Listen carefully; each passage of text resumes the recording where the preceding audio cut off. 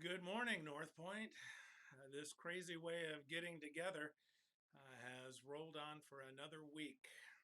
Who would have thought that this is the way that we would be experiencing our life together as a church?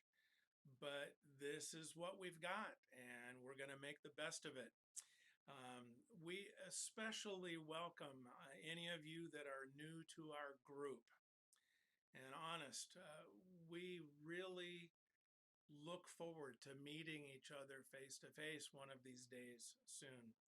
So, before I really get started, here's a crazy little fact that when I think about it, it just blows me away. In just 4 weeks of doing this, we are well on our way to becoming a mega church.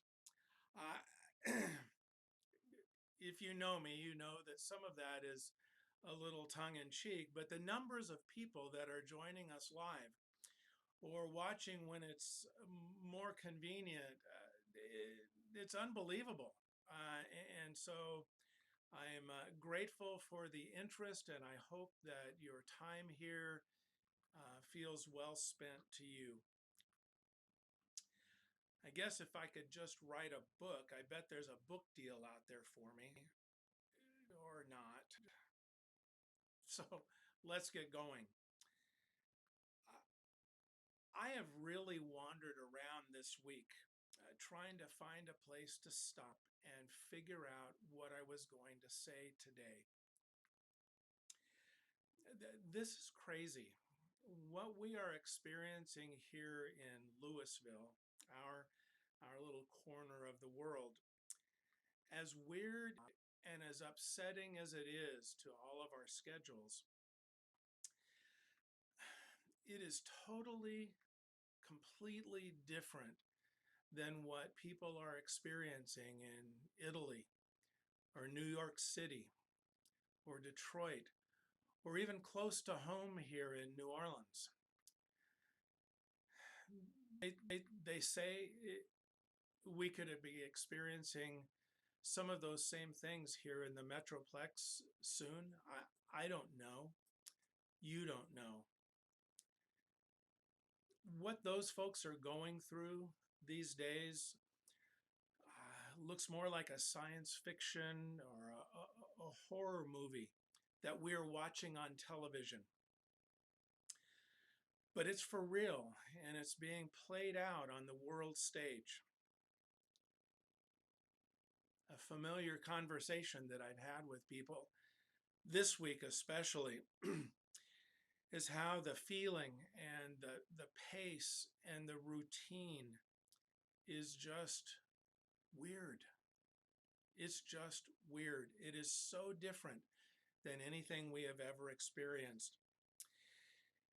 And for me personally, everything is so out of the ordinary that creating just a simple flow of words, which is always for me, it feels like a labor of love each week as I prepare, has turned into just labor to try to find the words to say that would be meaningful or helpful in some way.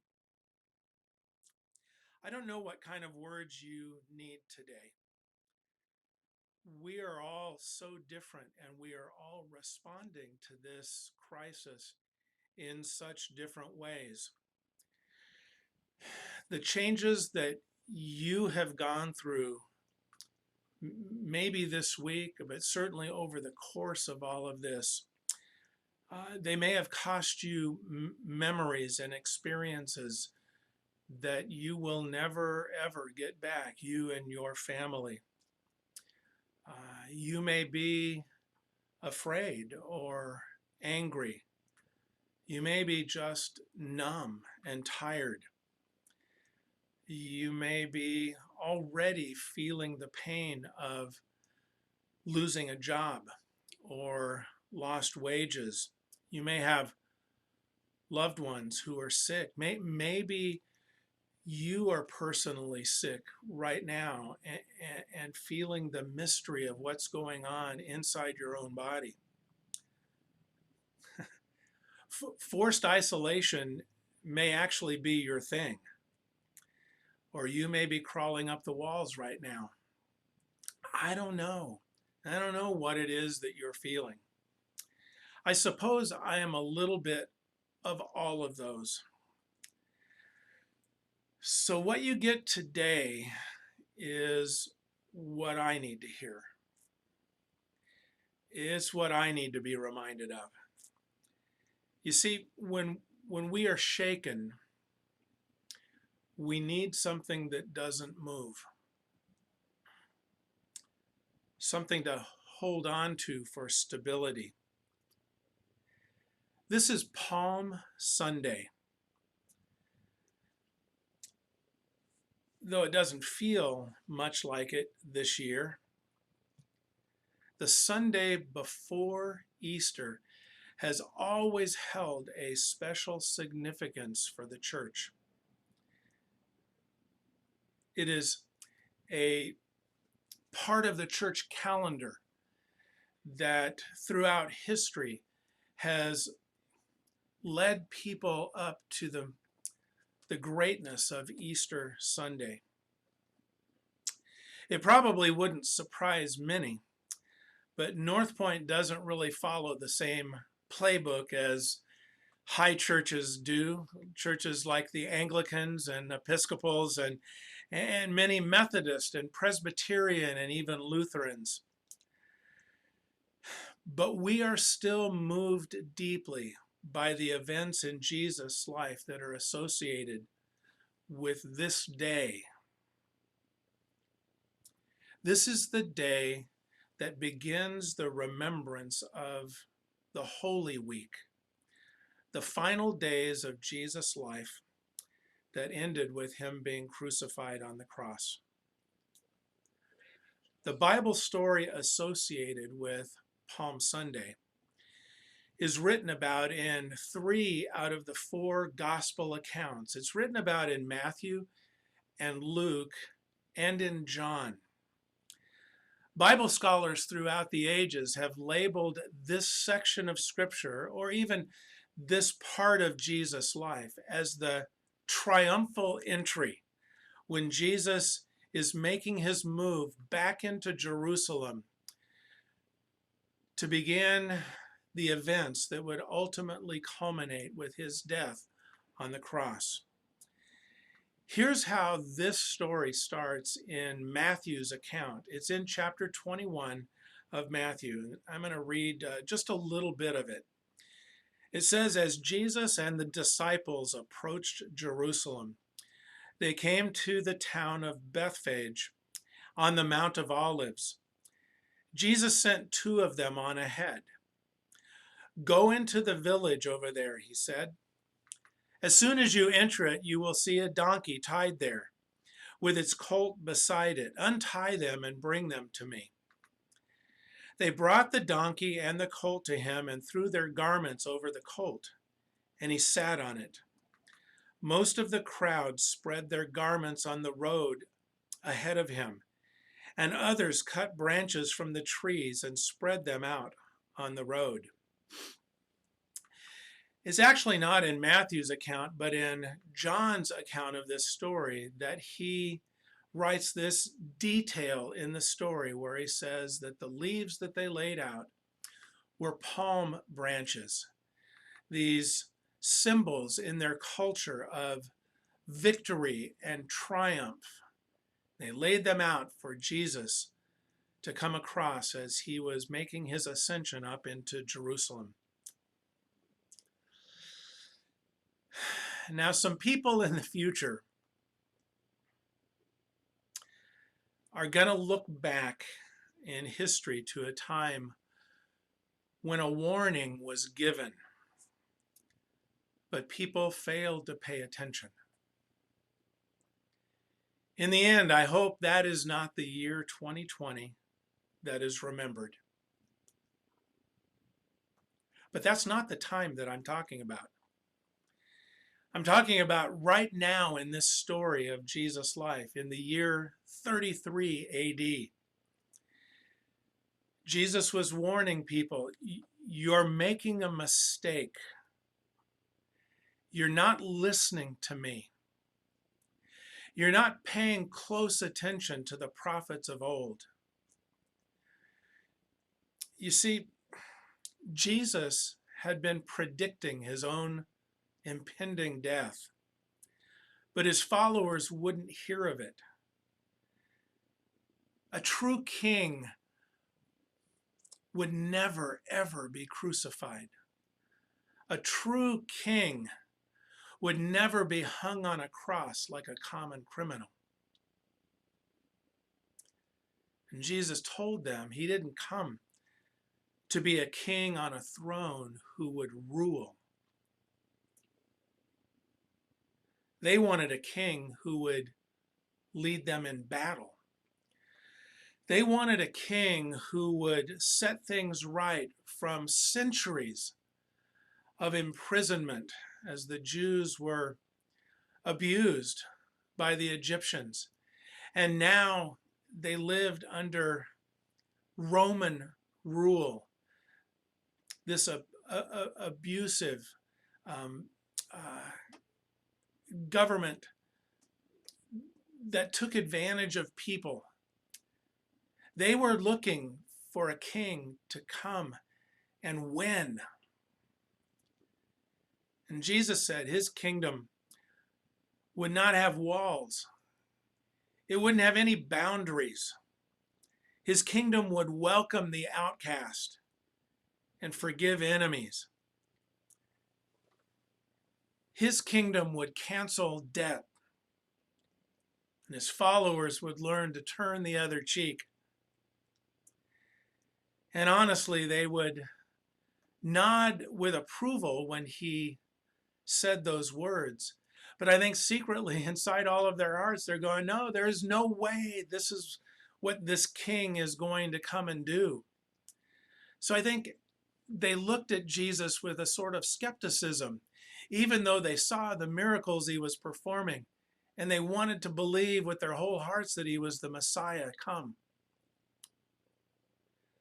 He told them his kingdom would level the field for the rich and the poor.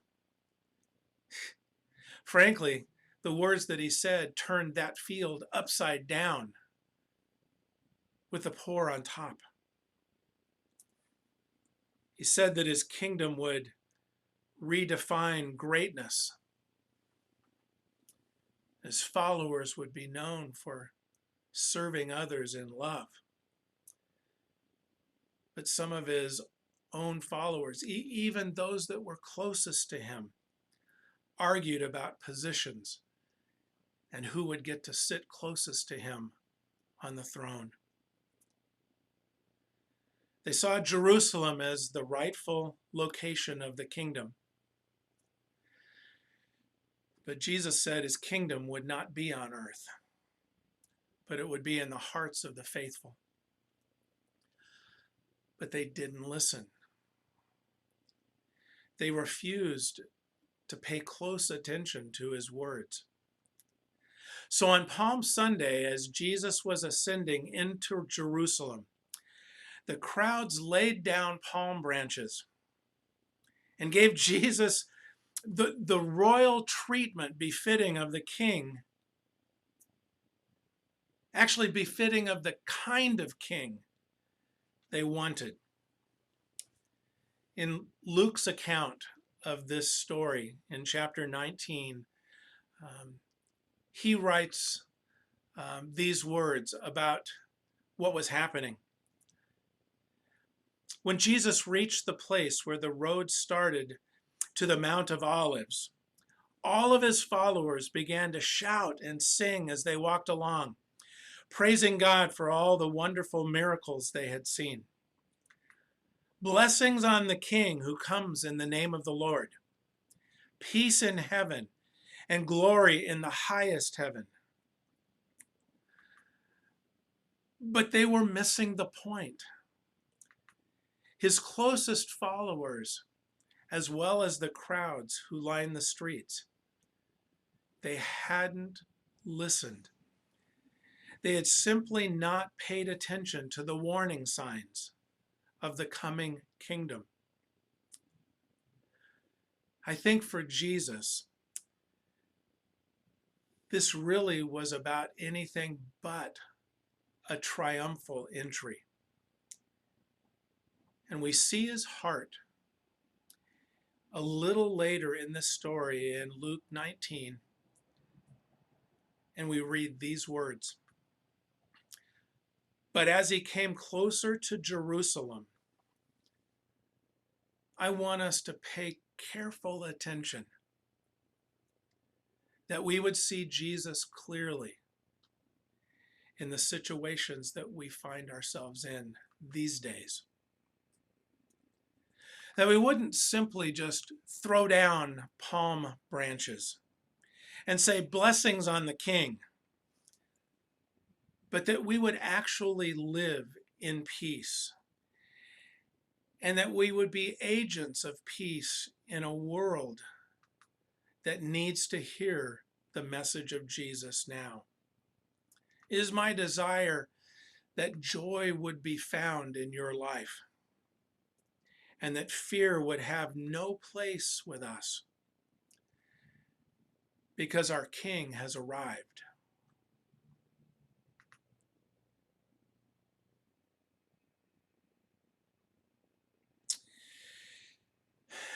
If you are new to North Point, you might find it a little curious that we participate in the Lord's Supper online with each other.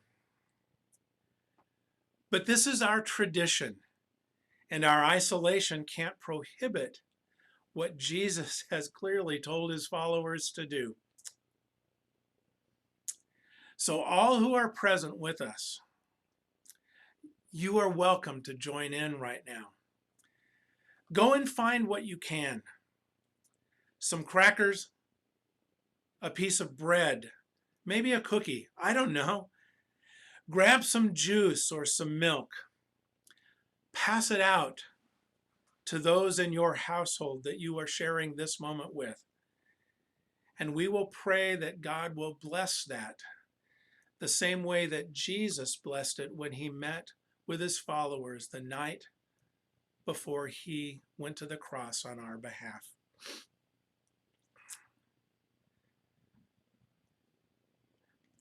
So we will eat some bread and drink some juice together at the same time to remember the body and blood of Jesus given on the cross for us.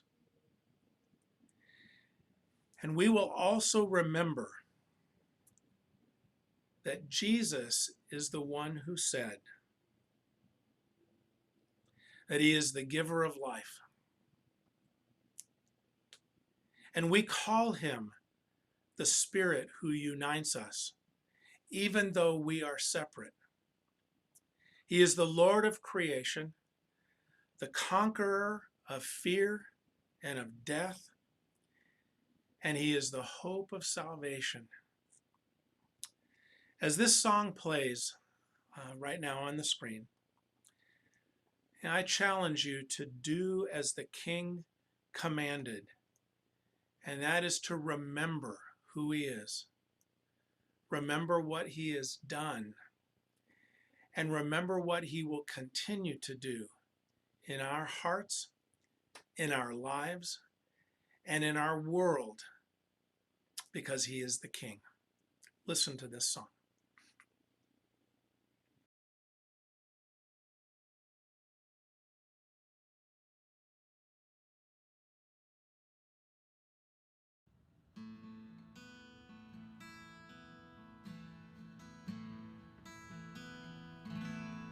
You unravel me with a melody. You surround me with a song of deliverance from my enemies, till all my fears are gone.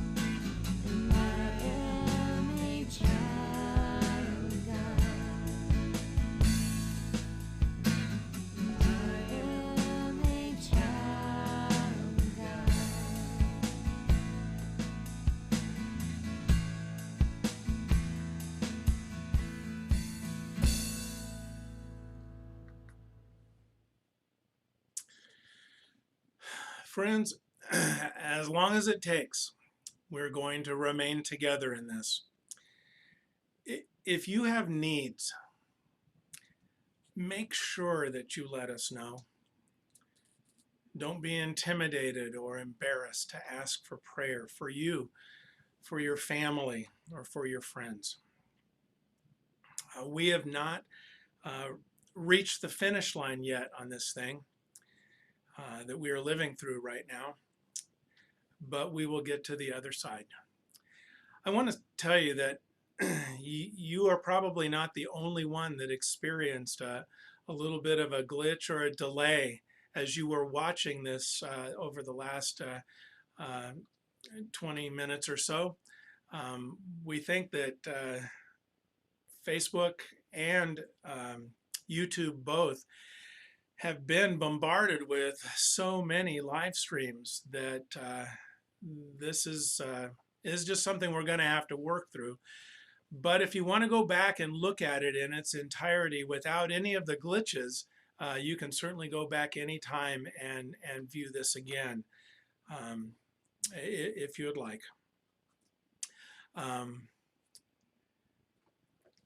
We will make it.